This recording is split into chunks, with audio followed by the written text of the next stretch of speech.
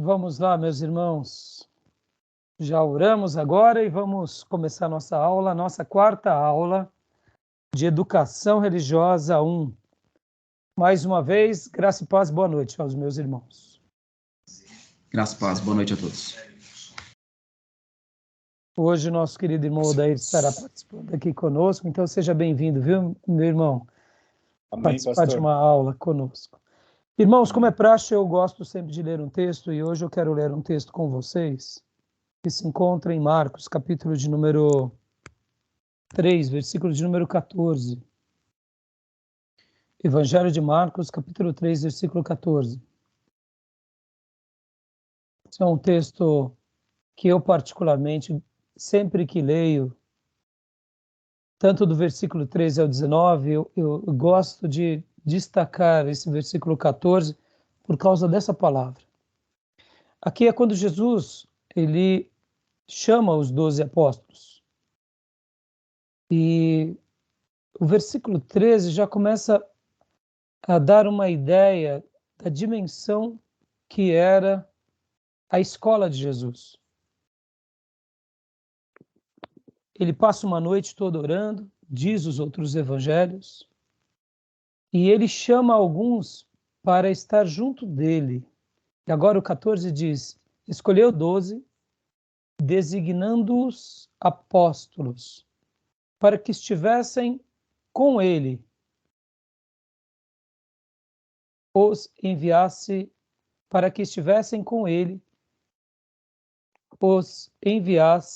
a pregar. Eu gosto muito dessa expressão, para que estivessem com ele. E o finalzinho do 13 também, aqueles que ele quis, os quais vieram para junto dele.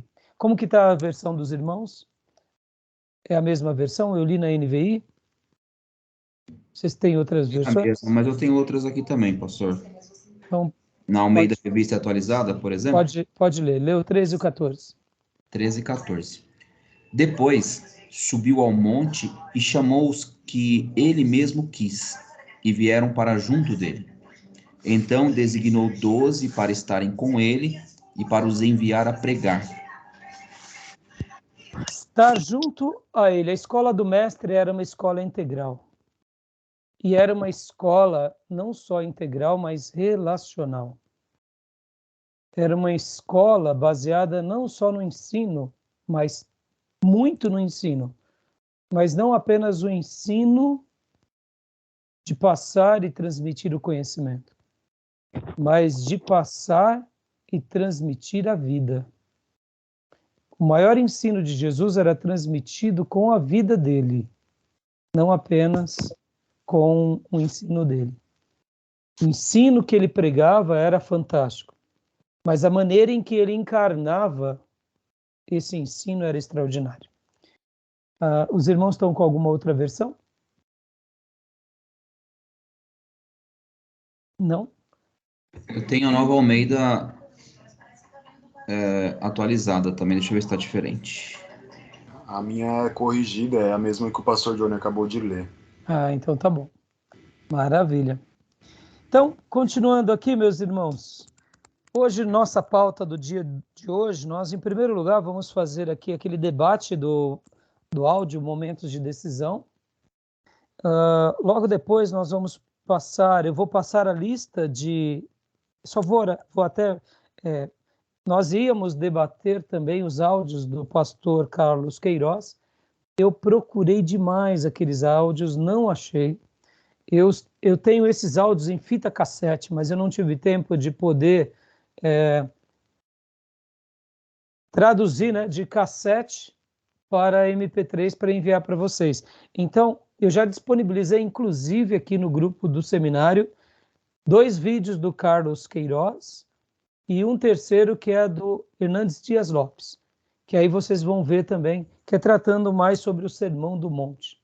Como a gente está trabalhando no livro A Pedagogia de Jesus, então a gente vai dar essa prioridade para também ouvir um pouco o material do Carlos Queiroz. Como eu disse para vocês, esse material do Carlos Queiroz que eu ia passar em áudio, infelizmente, eu não achei.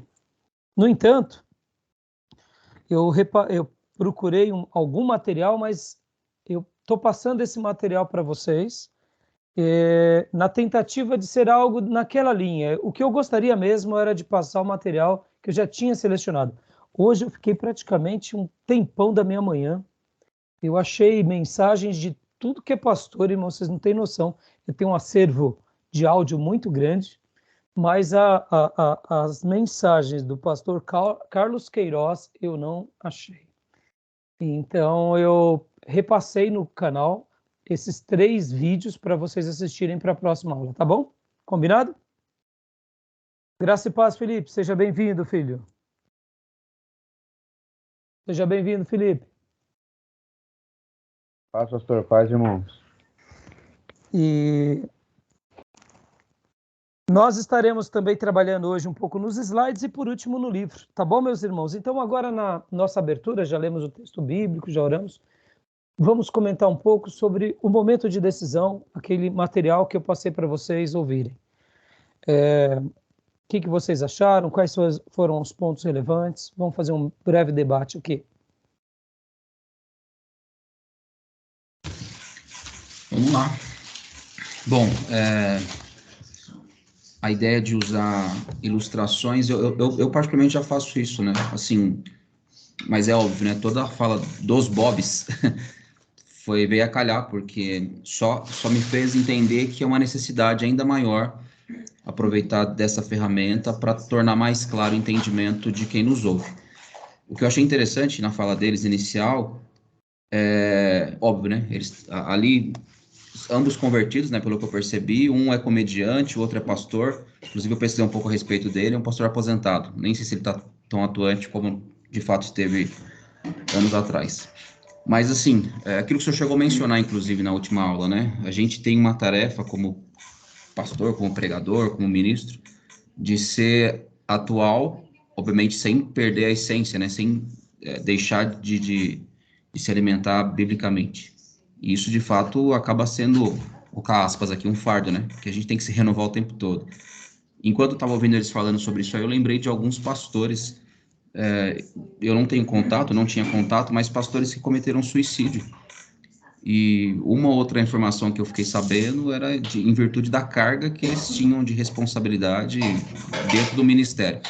Eu não sei se caberia aqui pensar que talvez seja alguma coisa relacionada a ser um pregador, necessariamente, né, trazer uma mensagem nova o tempo todo, mas isso aflige alguns irmãos, né? Eu achei isso interessante na fala inicial deles. Com relação a criar, na verdade, né, eles chegam a usar talvez esse termo, buscar criar algumas ilustrações baseadas nas suas experiências pessoais. Isso eu acho interessante, né? Porque você traz vida naquilo que você fala. Eles falam isso com propriedade. E, geralmente, as experiências que eu tenho, eu às vezes me pergunto o porquê de estar tendo. E eles falam isso.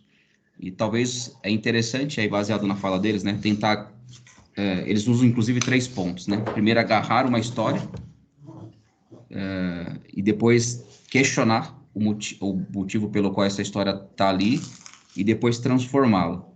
E tem muita coisa que aconteceu comigo que eu pude perceber ao longo do tempo que eu tinha condições de usar aquilo como uma ilustração. Eu lembrei até de um fato que tinha acontecido comigo quando eu era criança. O Dil já ouviu isso. Eu estava visitando alguns parentes meus em Minas Gerais e eu era um garoto, tinha 7 anos de idade. E ali, a minha tia fazendeira e tal, e aí a pessoa responsável lá pelo cuidado dos gados tinha prendido o bezerro e deixou a vaca solta. E a vaca ficou muito brava. Brava, assim, ao ponto dela querer nos atacar, inclusive. Estávamos em 4, 5 garotos. E quando a vaca veio contra nós, tentar nos agredir, eu fui o único que correu para o sentido oposto. Ou seja, aliás, para onde eu não deveria ter corrido. Então ela me viu e veio atrás de mim. E aí eu falei, pronto, vou morrer, né? Primeira coisa que me veio à cabeça. Então, no momento, resumindo aqui, se for contar a história vai demorar horrores, mas no momento, óbvio, né? Você não sabe o que pensar, você só quer salvar a tua vida. Mas só quer correr, né? Só quer correr, literalmente. Mas isso depois de muitos anos, né? Eu comecei a refletir sobre esse assunto e de fato, consegui extrair algumas lições interessantes ali. Ou seja, né, voltando a falar o que eles mencionaram ali durante a palestra em si, agarrar a história, que eu achei bem interessante essa expressão, questionar aquela história que nós vivenciamos e depois transformá-la, torná-la um pouco mais polida, né? Gostosa de ser ouvida e, obviamente, trazer um sentido amplo para o ensinamento concreto para aquele que nos ouve. Muito bom.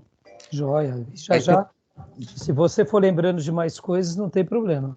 Legal. É só uma frase que eles usam ali que eu achei bem interessante, eu quis marcar aqui: desenvolva um olhar de um ilustrador.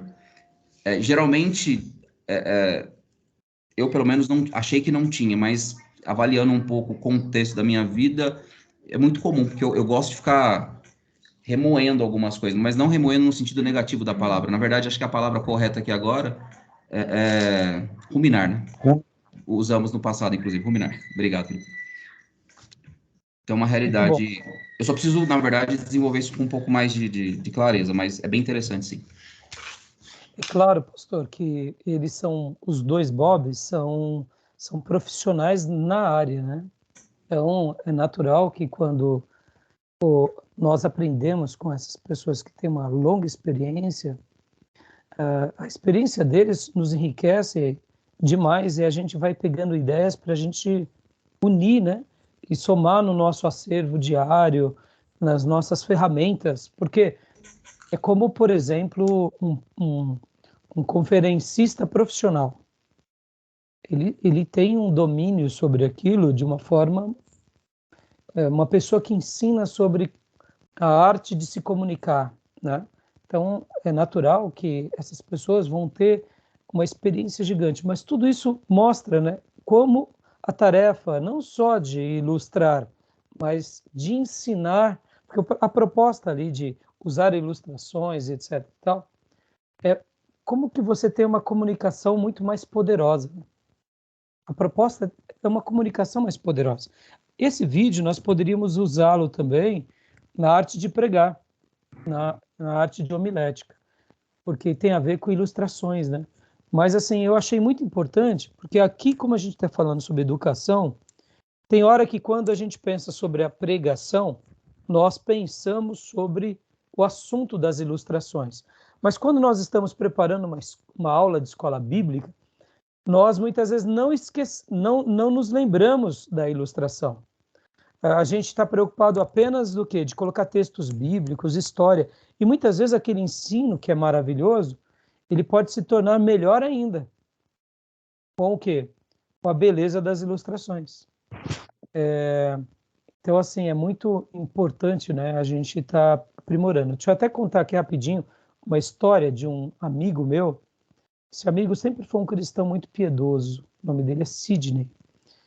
Ele é lá da Igreja Batista da Penha, aquela igreja linda, lá no centro da Penha, na Caquito. Ele praticamente nasceu e cresceu naquela igreja, viu os filhos dele crescerem naquela igreja, já foi vice-presidente da igreja, ele é uma coluna daquela igreja. E durante muitos anos, como ele é esse cristão piedoso, durante muitos anos ele cuidou da escola bíblica dominical. E principalmente o Ministério de Jovens. Então ele cuidava das classes dos jovens, tinha a função de vice-presidente, sempre foi um obreiro muito ativo, muito consagrado. E aí um dia, olha só que coisa linda que ele fez. Ele falou assim: Rai, você não sabe o que eu fiz. Na segunda-feira lá na Bolsa, era o momento em que nós... E aí, como foi o culto domingo? O que teu pastor pregou? Tá. Então a gente tinha um momento de comunhão, ou na hora do almoço, ou quando a gente tinha um momento ali para tomar um café. Então imagine, irmãos, o pregão foi uma escola também, porque ali a gente pôde trocar muitas informações. E eu nunca mais me esqueço. Olha como ele era piedoso, irmãos. O tema que ele ia dar para os jovens, a classe, era sobre o pecado. E ele pensou, puxa vida, o pecado. O que eu vou falar para os jovens? Então tinha a revista de escola bíblica, uma aula linda, mas ele falou, já sei. E aí o que ele fez? Ele encomendou bem bonito, bem gostoso, e levou para a classe. Imagina, domingo de manhã, a garotada... Oi, pois não. Desculpa, é que cortou tua fala, não sei se foi só para mim, eu não peguei exatamente o que o senhor falou ali. Tá cortando para É. mim também. Opa, para mim Cortou aqui mesmo, tá... pastor. E agora voltou? Voltou, para mim tá Tá tranquilo. bom. Me sinalizem caso corte. Então, o irmão Sidney ia dar uma aula sobre o pecado. Domingo pela manhã para uma classe cheia de jovens. E aí ele teve a ideia do quê? De ilustrar com uma coisa gostosa, onde aguçava o apetite de todos os jovens. Então, o que ele fez? Ele começou a dar aula do pecado e falou assim, vamos falar sério, se pecado fosse ruim, ninguém faria. Faria? Não. Imagina, os jovens em plena puberdade, e aí ele pediu para trazer o bolo. Então, chegou logo na sala, olha, falou, gente, olha aqui que eu trouxe para vocês. Aí eles já ficaram todos acesos, com fome. Não é ainda na hora, não é hora de comer. E aí foram comer só no final da aula. Então imagine, olha que coisa, talvez assim, você vai lá, pastor, eu não vou ter dinheiro de comprar um bolo. Tá, não precisa ser um bolo. Pode ser alguma coisa gostosa, pode ser, sabe, um bolinho para cada um, alguma coisa. Você entende o zelo? Uma ilustração viva, né? E ele fez esse paralelo. Então, já você comenta mais. Gil e Felipe, o que vocês acharam do áudio? Comentem alguma coisa, acrescentem.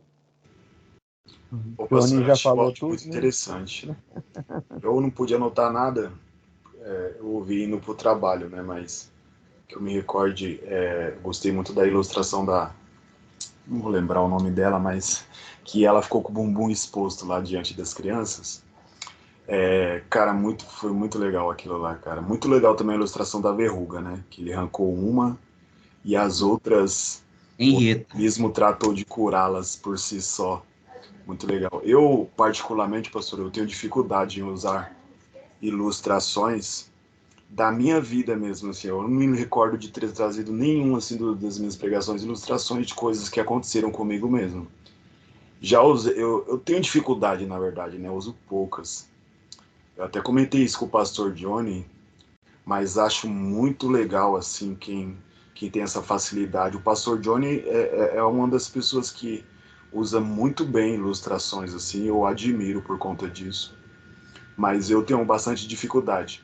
Mas, por outro lado, também, acho que tem algumas pessoas que exageram, assim, acabam que não fica muito legal, não. Tira um pouco o foco que é a palavra, o evangelho, acabam até exagerando, assim, nas ilustrações.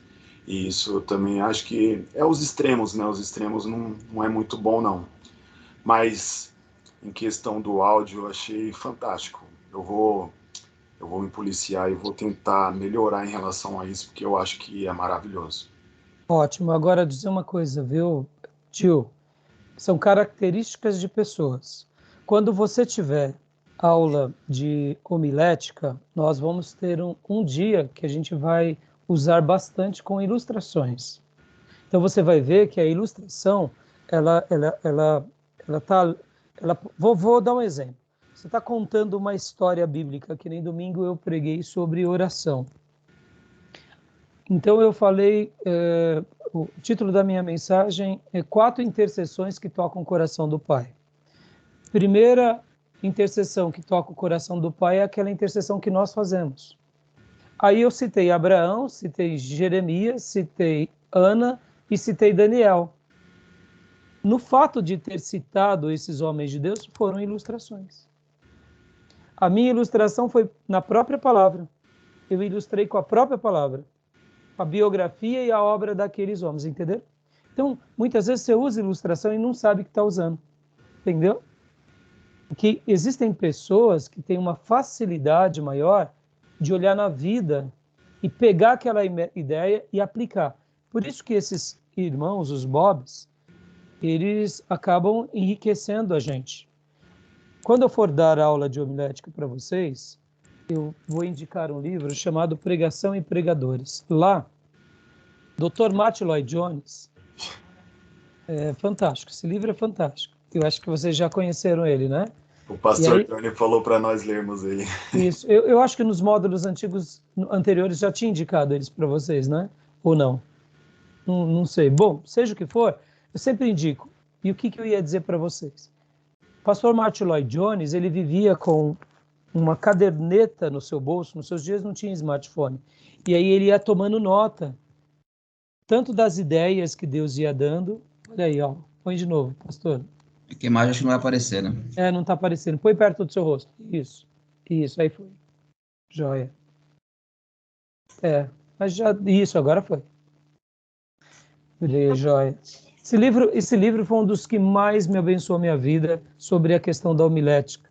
E o que acontece? Ele também dizia o seguinte: quando você ver um fato, um acontecimento, que você notar que aquilo é muito significativo, tome nota. Tome nota. Lembra no módulo passado? Eu ouço e não esqueço. Eu escrevo e me lembro. Eu faço e aprendo. Então, ele fazia isso e a gente vai gastar um tempo bem legal, tá bom? Quer comentar mais alguma coisa? Não? Então, Felipe, diga, filhote.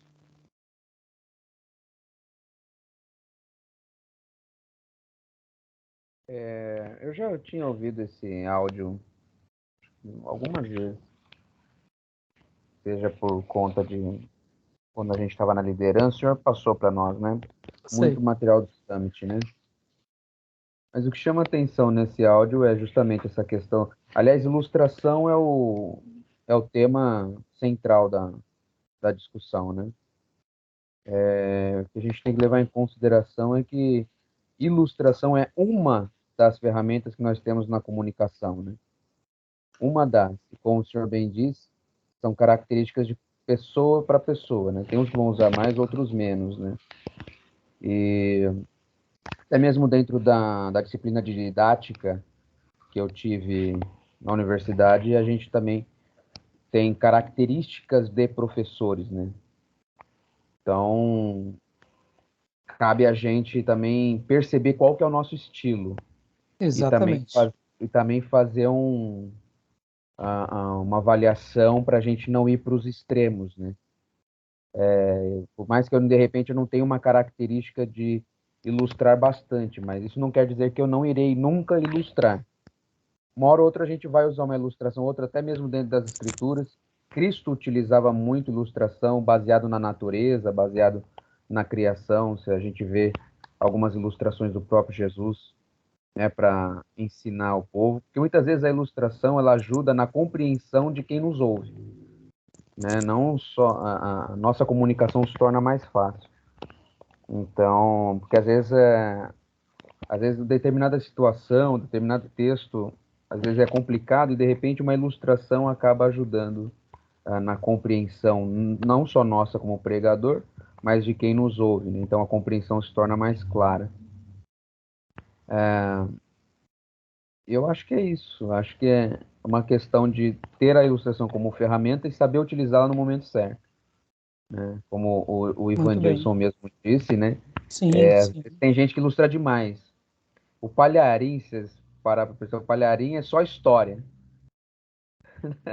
Eu lembro, tinha até umas histórias boas até. Tinha algumas coisas, mas às vezes torna meio exagerado, né? E às vezes usar uma ilustração também fora de lugar também acabou com tudo. Então a Bem, gente tem, bem né? colocado. O excesso atrapalha e usar fora do contexto tira. Nossa, A pessoa nunca mais vai lembrar vai lembrar da ilustração ruim, mas não vai lembrar da da mensagem mensagem, central. né? O que era para ser útil, muito bom. Acabou. É isso. Beleza, irmãos. Então os três fizeram a tarefa, ótimo, joia. Ótimo. Então, para a semana que vem, temos os 3 vídeos que eu passei para vocês, do pastor Carlos Queiroz e do pastor Hernandes Dias Lopes, tá? Eu mandei já no grupo. Como eu disse para vocês, meu alvo era passar os áudios daquelas palestras sobre o Sermão do Monte. Mas, irmãos, eu gastei aqui praticamente a manhã toda revirando todos os meus CDs. Eu tenho uma pilha de CDs aqui, de MP3, eu faço backup. Infelizmente não achei. Tá bom, meus irmãos? Então, que bom que vocês gostaram. Eu fiz questão de dar esse material para poder enriquecer, porque afinal de contas o nosso foco é ensino e ilustrar está dentro de uma boa comunicação, está dentro de você transmitir um conhecimento. E até porque a gente vai agora aqui, hoje, principalmente, começar o livro, texto, então ele vai ser muito útil, porque a gente vê na vida de Jesus, como o Felipe bem mencionou, Jesus usava muito da ilustração com excelência, na hora certa. Ora, a ilustração era a base para o ensino espiritual, ora tinha o ensino espiritual e aí ele ilustrava. Então, tinha hora que ele falava, o reino dos céus é semelhante, né, ilustrava, e ora ele usava a ilustração para depois trazer o ensino. O semeador saiu a semear, primeiro ele dá a ilustração, depois ele traz o ensino. Jesus foi o mestre por excelência, tá bom?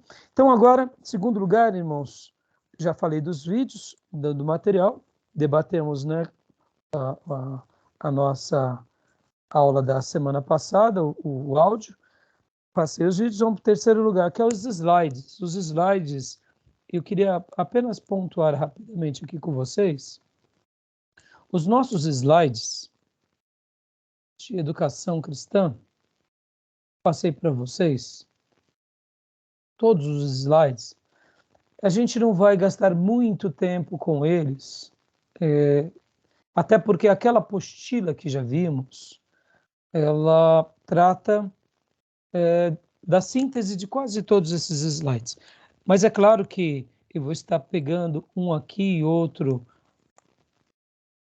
com vocês esporadicamente para a gente dar uma pontuada. E eu quero dar aqui uma pontuada rapidamente sobre os slides, só para vocês, de repente, terem até o conhecimento pleno deles, tá bom? Deixa eu passar aqui para vocês. Esse daqui, nós, quando tratamos daquela apostila do pastor Maurício, a gente já viu um pouco desse assunto. A arte de ensinar, contribuições para o ensino e a educação. Educadores e pensadores. O ato de ensinar antecede a vinda de Cristo. Ainda vamos ver o quanto Jesus foi o grande mestre na arte de ensinar.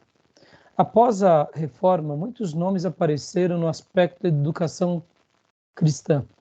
Estes nomes certamente ajudaram a construir as bases pedagógicas que temos hoje, que de certa maneira são aplicáveis na educação cristã. E aí a gente já viu, vamos conhecer algum desses nomes, a gente já viu Comênios, né? Já tratamos sobre ele, já falamos um pouco sobre ele, a experiência dele, a tese de Comênios, e a gente já tratou sobre até a obra dele, Didática Magna. Então, eu queria só apenas dar essa pincelada aqui com vocês nesse slide, né? O educador. Aos cristãos que dedicam-se ao ministério educacional não devem considerar como um ministério inferior e formar um cristão fragmentado. Isso significa que o educador cristão precisa ir além da preocupação em selecionar o conteúdo do seu ensino. Ele precisa se preocupar com a formação total daquele que aprende. Ou seja, só dando essa pincelada e essa introdução aqui, usando esse slide, muitas vezes nós, como educadores, como professores de escola bíblica, como pregadores, a gente se preocupa de conhecer bem um assunto e de passar aquilo que a gente aprendeu. Mas nós não nos preocupamos tanto com aquele que aprende. Ou seja, com aquele que é o nosso alvo, que é os nossos irmãos que estão ali recebendo. Então, assim como eu tenho que ser profundo na minha dedicação, e eu tenho que me esmerilhar, e tenho que me lapidar, e tenho que tentar ter uma comunicação mais clara possível, eu também tenho que me preocupar. Será que aquele que está me ouvindo está compreendendo o que eu falo? Será que ele está tendo aquilo que falamos na primeira aula? Ele está acomodando esse entendimento? Será que ele está recebendo ou não? Porque muitas vezes a gente só joga e transmite a palavra e isso não vai ter muito sentido, não vai ter muito efeito. É claro que a nossa função é transmitir, mas perceber se aquele que está ouvindo está retendo, isso também faz parte desse que educa. E aqui, educador é como professor, tá, irmãos? Nós já tratamos nas aulas passadas que que educação damos em casa. Mas, didaticamente, vamos pensar agora no professor como um educador. Vamos pensar nele nesse papel. Então, ele tem que ter esse desejo do quê? De realmente falar e saber que os alunos estão ali se esforçando, pelo menos para aprender. Lembra que no vídeo passado do Piazzi, ele foi interrompido pela Ana Maria Braga e ela falava assim, mas o que está acontecendo aqui? Tem 300 alunos e todos eles estão em silêncio. Ele disse, porque são alunos. Ou seja, o que ele estava mostrando, né? Não, normal, eles querem aprender. Eles estão interessados em aprender.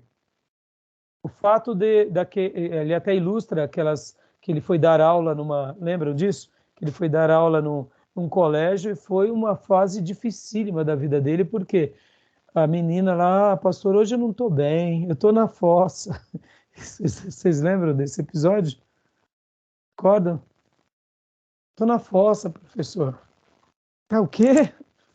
Aí ele até, né, deu uma descrição sobre a atitude dela, porque ela não era para ela estar ali na classe, né? Ou seja, ela está numa classe, mas não está concentrada. Perceba como que somos frutos do meio.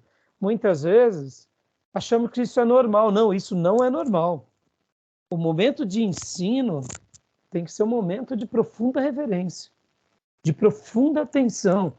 E aqui, meus irmãos, isso vale para qualquer igreja, seja ela tradicional, pentecostal, avivada, e seja para a educação na escola, no momento de ensino. É claro que ensinar uma criança é diferente de ensinar um jovem, que é diferente de ensinar um adulto.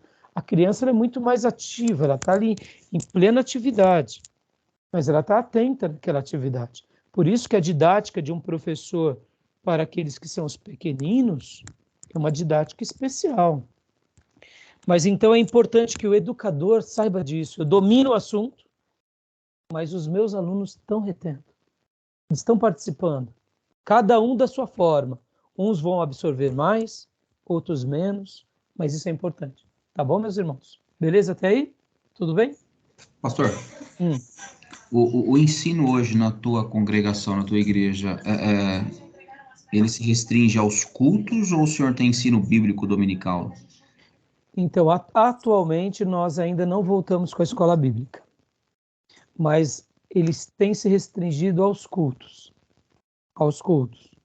Mas nós temos, né, no caso, o seminário como um leque também para...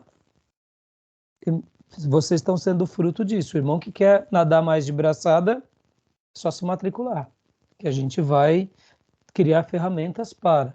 No entanto, a gente quer voltar e estamos nos organizando para voltar, porque tínhamos a escola bíblica aos sábados, e por sinal era muito boa.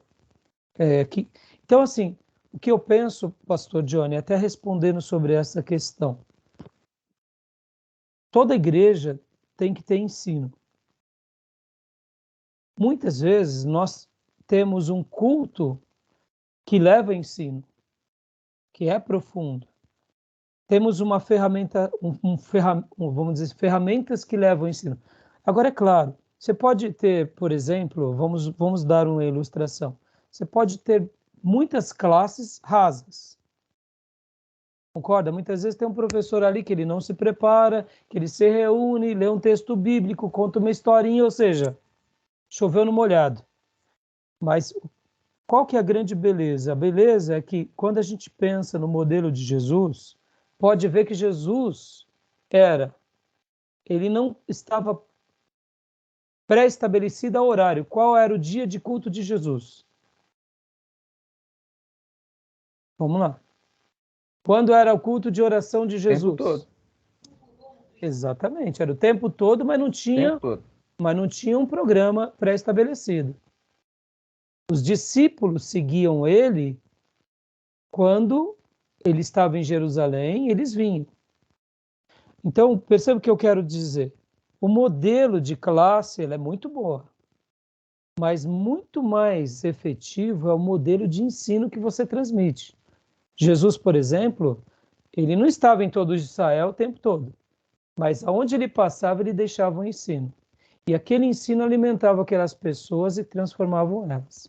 Podem ver que com os apóstolos a igreja começa a se reunir no domingo, depois da ressurreição. Aí o domingo recebe um viés especial.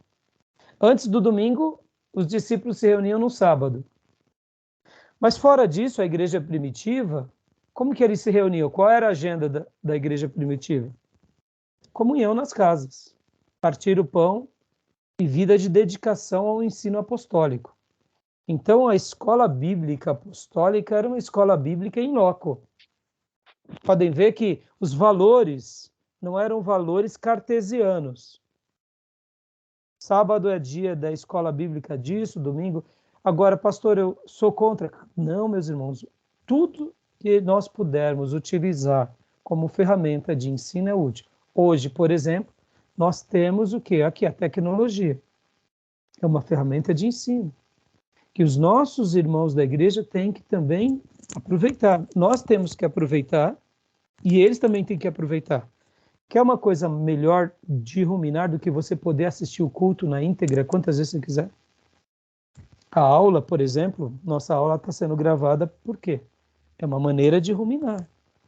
Hoje mesmo, enquanto eu preparava aqui e procurava os áudios do pastor Carlos Queiroz, eu achei os áudios da professora Lilian, que eu fiz a pós-graduação.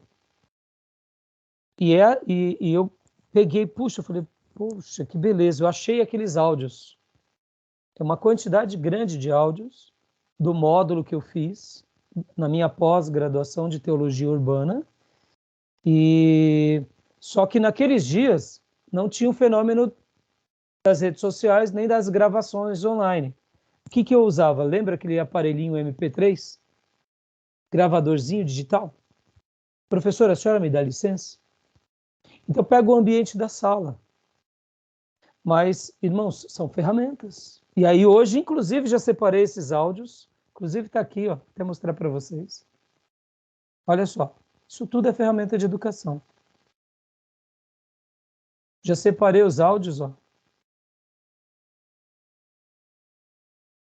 Áudios da professora que é didática do ensino superior. E vou ruminar em cima deles. Então, o que é isso? São ferramentas. Agora, pastor Johnny, o que eu sugiro? Eu sugiro, sim, que a igreja tenha escola bíblica. Mas deixa eu te fazer uma pergunta. Vocês na sua igreja têm pequenos grupos, não tem? Pequeno grupo é um instrumento de discipulado e de ensino ou não? Pois é, justamente isso. Na verdade, minha pergunta tinha a ver com... Eu ia entrar justamente nesse mérito, porque a gente acaba fazendo isso nos pequenos grupos. Entendeu? Eu, particularmente, eu acho que é até mais efetivo. Porque você consegue trazer relacionamento, comunhão e ensino. Se nós formos avaliar na sua essência, o pequeno grupo, a célula, ela tem muito mais viés bíblico, características, do que uma classe. A nossa classe cartesiana, ela tem uma característica no modelo de educação tradicional nosso, que é baseado no quê? Baseado na classe. Pode ver que todo o nosso ensino, ele é baseado na transmissão do conhecimento. A gente envia a criança para a escola para alfabetizá-la, para ela ser agora educada, para ela ter uma educação básica, é transmissão do conhecimento. Mas esse conhecimento, na sua essência, deveria ser feito e iniciado aonde? Em casa. Pode ver que pais e famílias estruturadas começam o ensino em casa. E a escola é um apoio. Pastor, o senhor é contra o ensino da escola? Nunca, pelo contrário. Ensino nosso, esse modelo nosso, que eu também não acho que é perfeito, Estou falando de escola, tá, irmãos? Escola. Mas é uma ferramenta ótima você poder ter. Pensem assim, irmãos, na antiguidade, quem era que podia enviar uma criança a uma escola? Eram os ricos. Por isso que nos dias de Platão, Sócrates e Aristóteles, por exemplo, só se educava quem tinha posses. Ou a pessoa era um gênio que alguém notava que era um garoto acima da média e trazia para perto de um tutor. A escola grega, ela era uma escola integral. Geralmente, os gregos, eles tinham até 12 alunos. Por isso que deduzem os especialistas que quando Jesus seleciona 12 apóstolos, não foi porque 12 era o número das 12 tribos, porque, segundo algumas pesquisas, com 12 pessoas, a sua formação e a transmissão do seu conhecimento, do seu exemplo, é muito mais fácil de ser passado, a resposta é observada pelo instrutor e essa interação entre alunos e professor, ela é muito mais desenvolvida. Isso é um debate para os especialistas. No entanto, o que eu queria dizer? Pastor Rai, por exemplo, o senhor é contra a escola bíblica? Pelo contrário, eu acho que se eu fosse contra a escola bíblica, a gente não teria um seminário. Entendeu? Então, assim, temos que ter tudo que leve o nosso povo a conhecer mais a palavra de Deus. Todas as ferramentas. Porque isso tudo vai agregar. Hoje, quando a gente for ler a apostila, vai ser muito legal, porque eu separei aqui uns tópicos para a gente debater sobre essa questão. Então, assim, eu estou orando para o nosso regresso, para a gente ver como que vamos fazer, porque hoje, graças a Deus, irmãos, olha, até essa interação aqui, ela é ótima. Agora, eu prefiro in loco, eu prefiro inclusive nas casas. Eu acho que escola bíblica nos lares é muito melhor, porque você já tem comunhão, você já tem... Agora, é óbvio, nem todo mundo vai poder receber as pessoas na sua casa, questão de espaço, metrópole, horários, né? Mas é isso aí, entendeu, irmão? Então, é muito bom. Quando eu falei sobre o sistema cartesiano de ensino, eu quis mostrar o seguinte, irmão, a gente também tem que, assim como eu passei para vocês semana passada, o vídeo do Antônio Novoa, ele, como pedagogo, ele quebrava os paradigmas. Como assim? Muitas vezes esse modelo de educação que a gente tem, sabe? Pode ver que é uma educação baseada na transmissão do conhecimento, não do exemplo. Então é complicado. Por isso que a gente tem que questionar tudo e tem que continuar questionando, tá bom? Beleza, meus irmãos? Tranquilo? Mais alguma pergunta? Beleza. Querem comentar mais alguma coisa? Não, pastor, ok. A fala dos Bobs lá no finalzinho, eles falam, obviamente, sobre... Bom, tema central é a ilustração, né? E aí sobre essa transmissão, eles usam uma frase que eu achei bem interessante. Eu já tinha ouvido, certamente o senhor já falou também. O alvo é transformar e não apenas informar. É o resumo do que eu estou querendo falar sobre a nossa escola convencional. Uhum. Por isso que o Piazzi disse que nosso sistema educacional brasileiro está fadado à falência, está falido, e ele, como um formador de alunos, já teve uma experiência vasta, ele pode dizer isso com propriedade. Não, eu sou eu diria, um espectador. Nunca fui professor na escola pública, o Felipe já foi. Então, mas assim, a gente nota que realmente é isso, nós fomos formados no contexto brasileiro e a gente sabe o quanto estamos aquém daquilo que deveríamos, né? Pode ver, né? Hoje só se informa. Pode ver que faz parte do nosso currículo informar. E a questão é transformar em pessoas melhores, é ajudar. Na cultura americana, irmãos, os americanos, nesse lado de ensino, eles são muito bons. Podem ver que a maneira em que a escola americana tenta levar os alunos é quase um sistema integral. Os professores são apaixonados no ensino, querem transformar os alunos, Então, isso é lindo neles. Pode ver que eles não abrem mão da educação. Pode ver que a educação básica para o americano é tudo. Não é à toa que é um país que está lá na frente. Então a gente tem que aprender com isso. O americano também tem os seus defeitos, tem, mas na questão de educação, quando nós olhamos nos filmes, quando nós olhamos a quantidade de universidade, quando nós olhamos, é diferente. E que Deus nos dê graça para a gente chegar lá, né? Tá bom? Beleza, meus irmãos? Querem comentar mais alguma coisa? Vamos lá. Só continuando aqui, essa última frase. Esse processo cristão é com certeza um processo de educação contínua. Esse crescimento não pode ser solitário, deve ser a soma de relacionamento mais comunicação e comunhão, que eu acabei de dizer.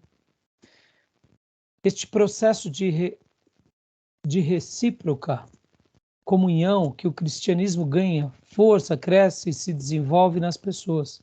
O que eu acabei de falar. Pastor, na minha igreja, a nossa escola bíblica é maravilhosa, porque a gente sai dali, vai para a comunhão, vai comer junto, vai para casa. Não importa se é num prédio da igreja, na sala, o importante é a gente ter os valores cristãos conosco. Os valores cristãos. Como eu fiquei feliz domingo de ter sido agraciado pela surpresa da igreja e ver os irmãos ali participando daquele momento de comunhão. Fiquei muito feliz. Por quê? Porque o que importa muitas vezes é esse momento de estar junto, de orar junto, de se alegrar junto, de jogar conversa fora e ter momentos de comunhão. Né, meus irmãos? Isso que a gente tem que buscar na igreja, tá bom? Beleza?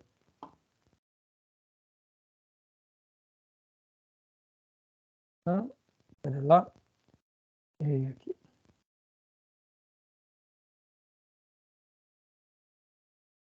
Então era isso. Queria mostrar essa parte para os irmãos. E agora, meus irmãos, deixa eu pôr aqui um outro slide para vocês.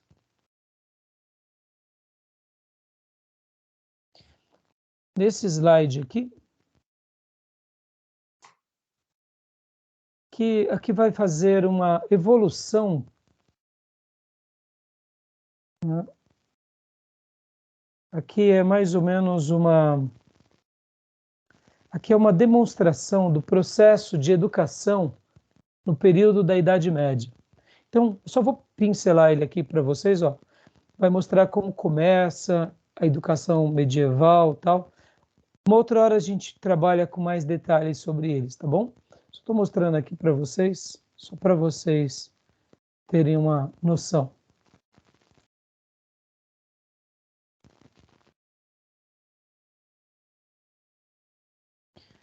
Beleza, agora aqui.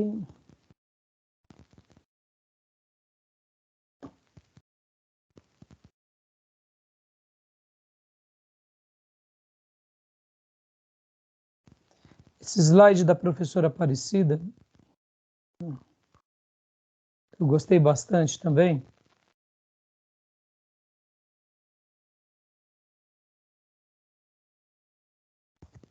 Ela usou esse material no módulo que ela deu.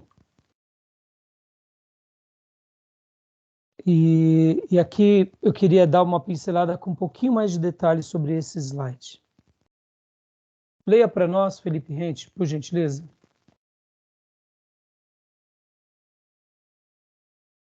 Bases bíblicas para a educação cristã. Seria um erro imperdoável tentar estudar educação cristã sem antes considerar a educação religiosa que a precedeu, isto é, a educação dos hebreus do Antigo Testamento, e a educação judaica dos períodos intertestamentário e neotestamentário.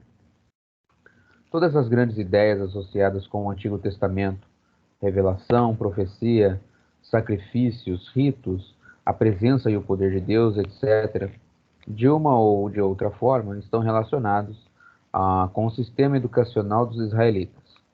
O povo escolhido por Deus, portanto, estas ideias se relacionam também com os nossos propósitos na educação cristã para nós que formamos o novo Israel.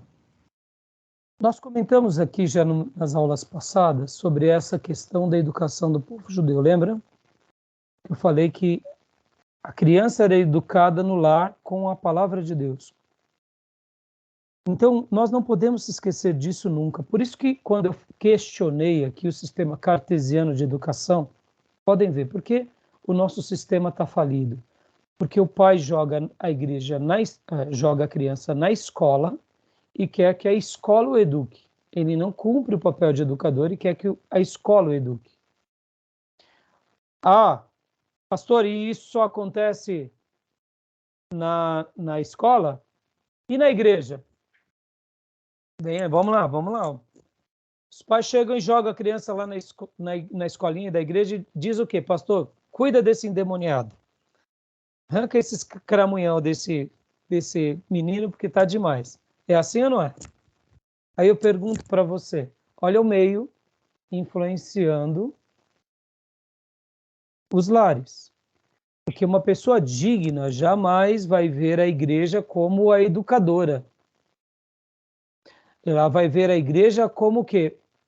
Um parceiro na educação. É um parceiro, é um colaborador.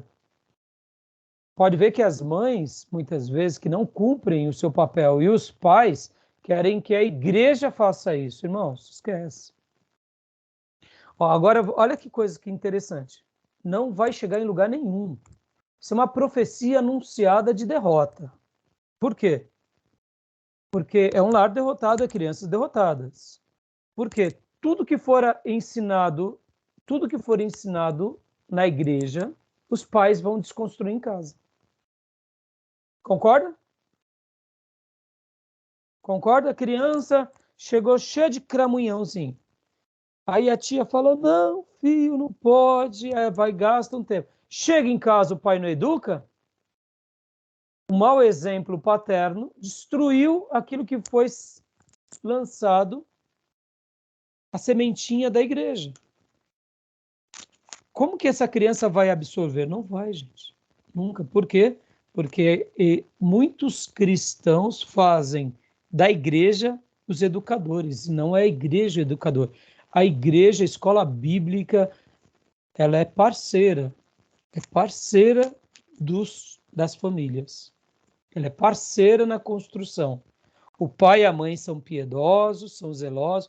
O pai e a mãe não ligam a semana toda para a criança. Ela está usando o celular, está usando a internet, está passeando em coisas perigosas, assistindo desenhos atribulados, músicas atribuladas, e aí o pai quer que tenha uma varinha de condão no professor de escola bíblica dominical que arranque aquilo da criança. Não vai, né? Ele se encheu a semana toda de porcaria e agora não vai ter mágica.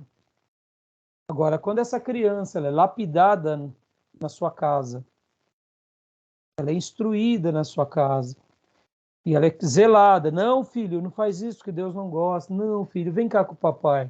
Vem cá com a mamãe. Eu não estou falando aquelas religiosidades fúteis, né? Que a mãe pega a criança, que nem uma vez eu ouvi, né?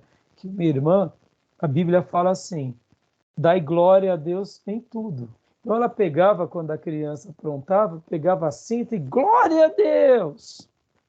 E descia o rei na criança. Meu irmão, vai trauma. Se a criança está dentro da igreja, irmão, deu um glória a Deus, ela tem um calafrio. Ela vai associar o quê? Que os glória a Deus é surra da mãe.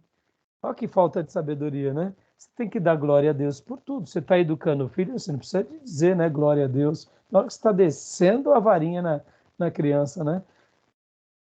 Falta de sabedoria, né, irmãos? Então, você vê, tem muitas pessoas que não têm sabedoria nenhuma.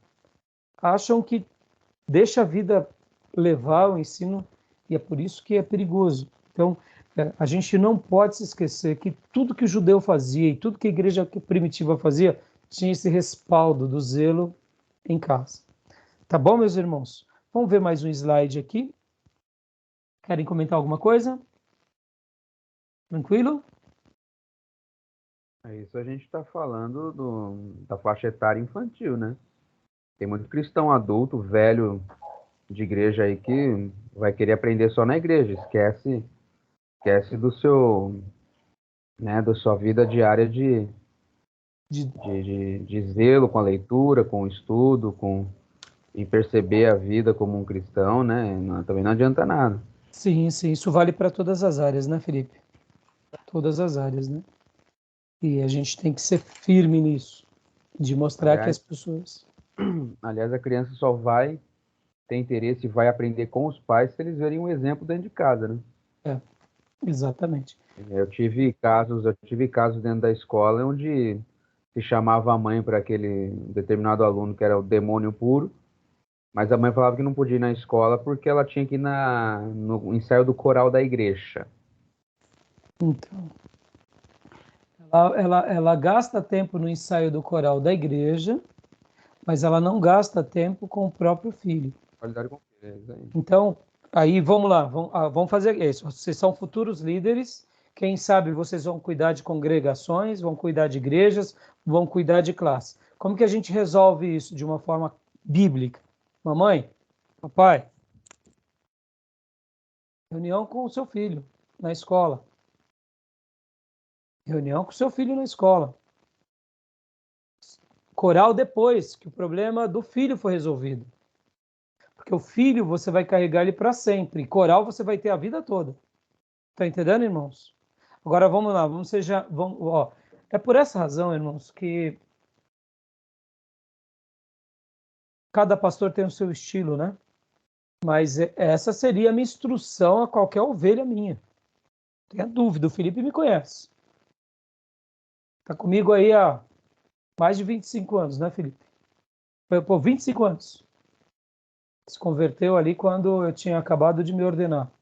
Meu irmão, eu não tenho medo de... Irmão, não. Vai para a reunião. Não. Agora, muito pastor não faz isso porque vai ofender a irmã. Vai tirar ela do culto. Tá entendendo, irmão, a politicagem dentro da igreja?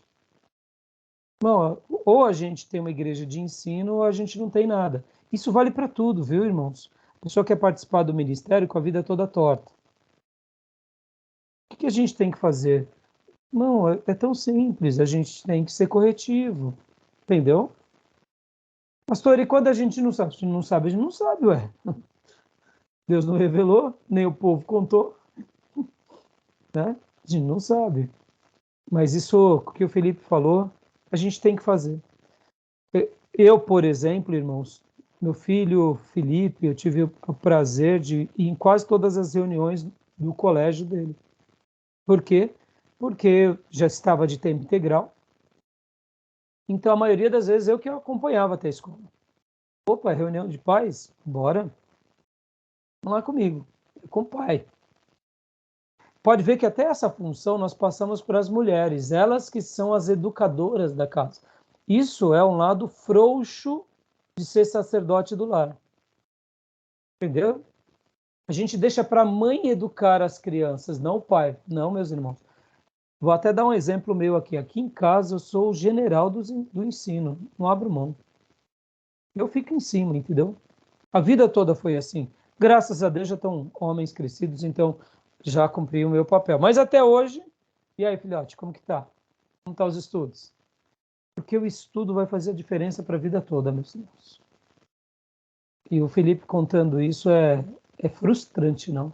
Né, Felipe? Eu acho que essa foi uma das muitas experiências, né, Felipe? Um caso só. É. Entendeu, irmãos? Então, a base hebraica ela é fundamental. Irmãos, vou parar aqui a gravação, que está dando 1 hora. Vou só retornar aqui. Tá bom? Só um minutinho.